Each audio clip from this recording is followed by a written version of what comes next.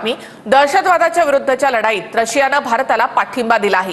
दहशतवादाविरुद्धच्या लढाईत भारताला पूर्ण पाठिंबा असल्याचं पुतीन यांनी स्पष्ट केलं.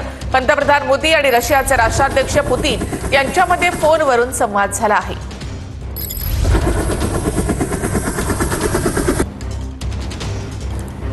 युद्धजन्य परिस्थितीमध्ये भारताचा जुना मित्र रशिया पुन्हा एकदा मदतीला आलेला आहे.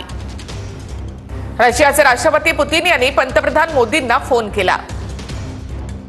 भारताच्या अतिरेक्यांविरोधातील लढ्याला रशियाचा पूर्ण पाठिंबा असल्याचं पुतीन यांनी म्हटलं. पुतीन यांनी पहलगाम हल्ल्याचा निषेध केला आहे.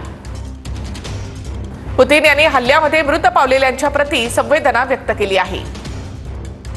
हल्ल्याच्या दोषींना आणि त्यांच्या समर्थकांना न्यायाच्या कक्षेत आणलं पाहिजे असंही पुतीन यांनी म्हटलं. दोन्ही देशांच्या दरम्यानच्या विशेष अधिकारप्राप्त संरक्षण संधीला मजबूती देण्याचं देखील दोन्ही देशांनी ठरवलेलं आहे. पंतप्रधान मोदींनी राष्ट्रपती पुतीन यांना 80व्या विजय दिवसाबद्दल शुभेच्छा दिल्या.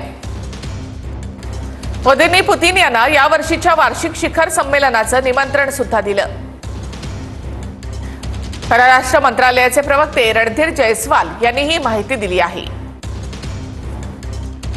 1971च्या युद्धातही रशिया भारताच्या बाजूने उभा राहिला होता.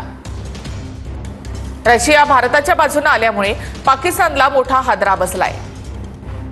पाकिस्तानने रशियाला मदतीसाठी आवाहन केलं होतं, पण रशियानं पाकिस्तानचं आवाहन झिडकारत भारताला पाठिंबा दिला.